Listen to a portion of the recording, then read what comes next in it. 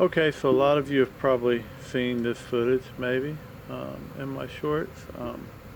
But it wasn't the only footage we took that weekend, and it was a weekend of making sure I got this hive. So put together this longer video of the footage I have and kind of talk about what I did, how I caught the hive, and if nothing else, this may have some entertainment purposes. I doubt I have much educational value, but we'll see. And this is kind of how the weekend started. This is like 4 or 5 o'clock on a Friday evening. Um, Not my first swarm. I will try to link to the video of the first swarm we caught last year. It's much less involved than this. But they were swarming, clearly. If you've ever seen it, you don't forget what it looks like. The good thing is when this is happening, if you don't know, they aren't aggressive.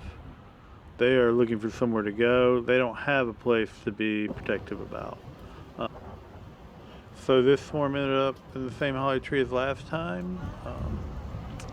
There was one downside to that. And I apologize for the video being in portrait here. I forgot to take footage of this. And since Babe was doing the wonderful job of standing by to call 911, she decided to film, but I had not explained to her that she really needed to film this with their phone on its side in landscape. But so the big downside was that this swarm, instead of being like 15 feet up in the air, was about 30 feet up. I tried to convince myself it was 20, so I would, pretend I was younger and climb the tree and cut it out. But eventually my wisdom played out, and it was like, well, this tree's got to come down. And I had mixed feelings about this tree from the beginning, so I wasn't too against taking it down. So that's what I did, largely leaving the lower limbs on, so that when it fell like that, they would kind of cushion the fall. And you can see the swarm was up there. It also wasn't on a limb, it was on the actual trunk this time, which would have made it much harder to get out. And there was no way I was coming down a ladder with it. I would have been just dropping it, and I feel like it was a softer landing cutting down the tree. So that's what we did. The tree came down. This was the result in the beginning. I set up a hive with some swarm commander close by. There is a frame or two of honey in there for them from one of the other hives. And they're kind of split in two.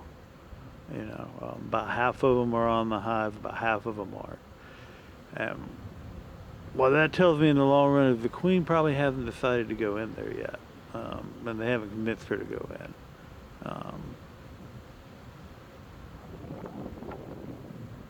So like I said, that's problematic. So the key to catching a swarm is getting the queen in the box. So you see they aren't all on the box anymore. Some of them are still in the box. Some have actually come out the top and are flying around.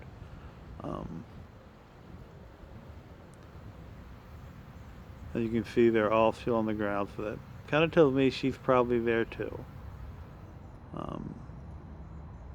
This is after I explained to Babe about turning her phone on its side, and she's kind of filming me. And what I'm doing is I'm looking to see if I can figure out where the queen might be on the ground, so I can get her in the box. So I ended up deciding there were a lot of them climbing up the holly tree limbs to the degree that I figured she had to be in there somewhere.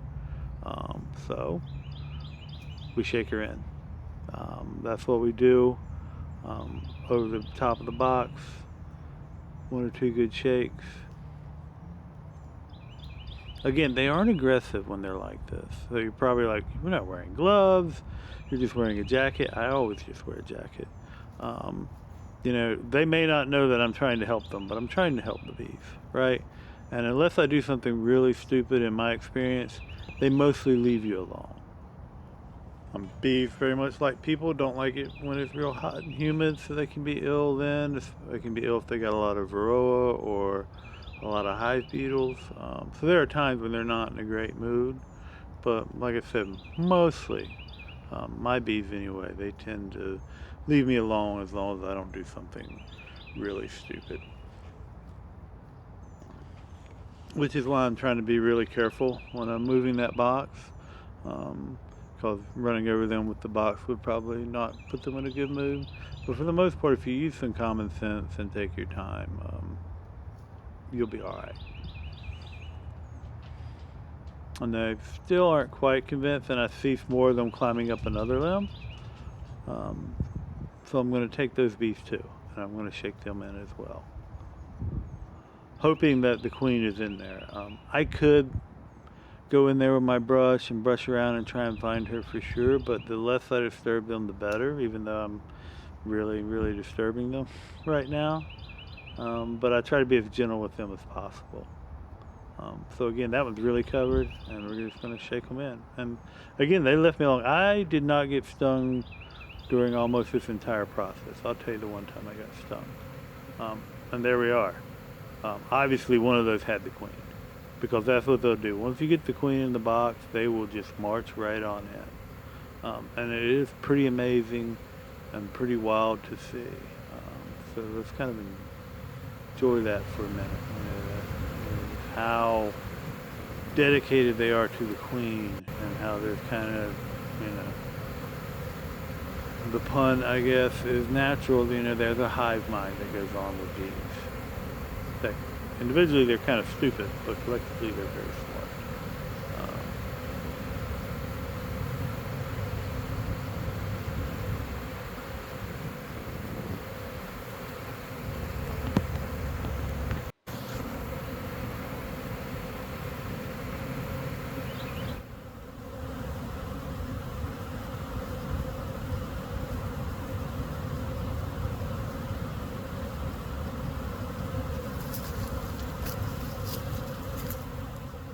Sped up a little bit here, but you can see they're still making their way in there. There's still some of them kind of flying around. We're not out of the woods yet.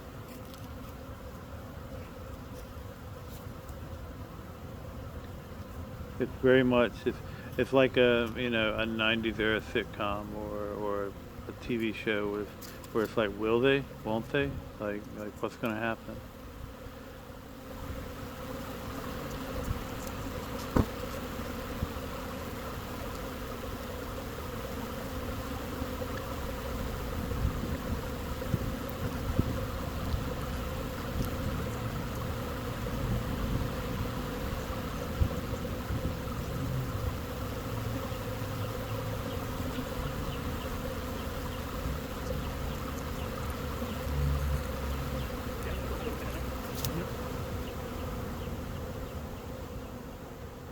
And so we get to the point where it seems like most of them have gone in. They're still kind of milling around and flying around. But for the most part, it seems like they're in there.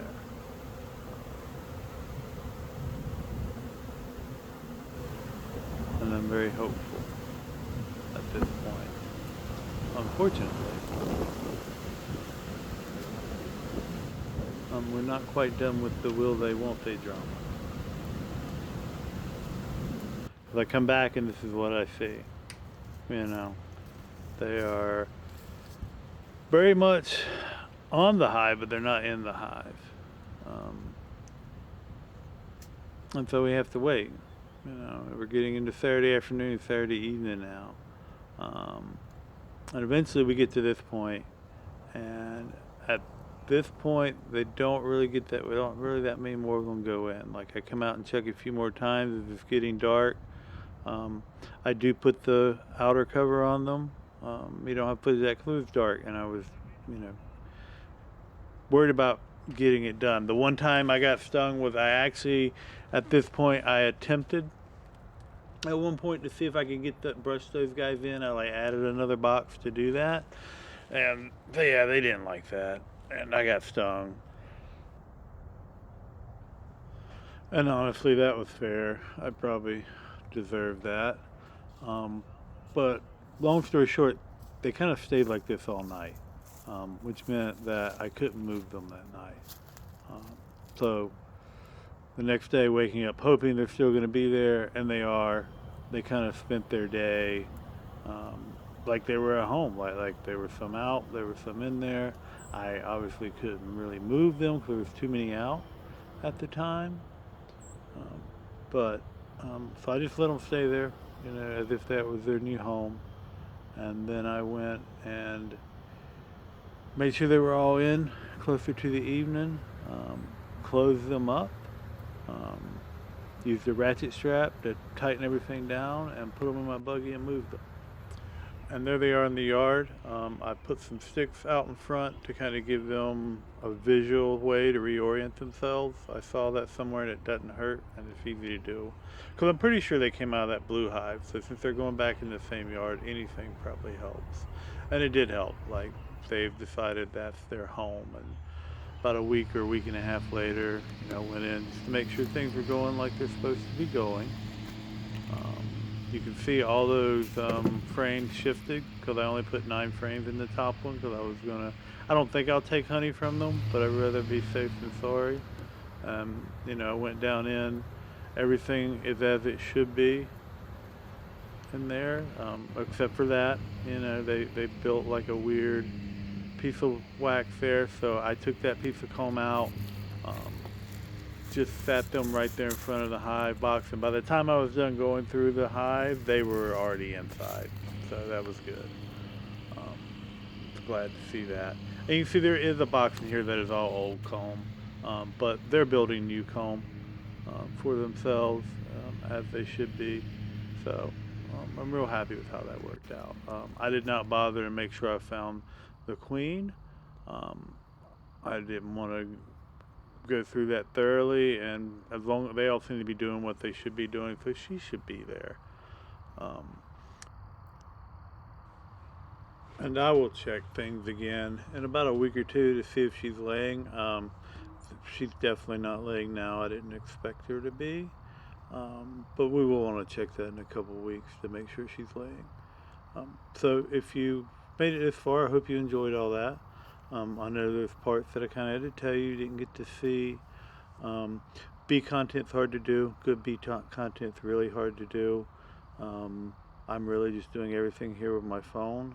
This is not just a bee channel, but one goal I've set is if we ever hit 250 subscribers, is like I will buy a GoPro, in part to wear when I do bee stuff. So then I can go back and compile that and maybe put together some more bee content and some better bee content. And also there's a lot of things that I do that it's just not convenient for me to like set up a camera and do it. Almost none of it's convenient for that. But I would like to do more content, stuff that I hope people enjoy. And so if you want to see that and you made it this far, go ahead and like and subscribe. All that good stuff, share it, and thank you. And I hope to see you again here.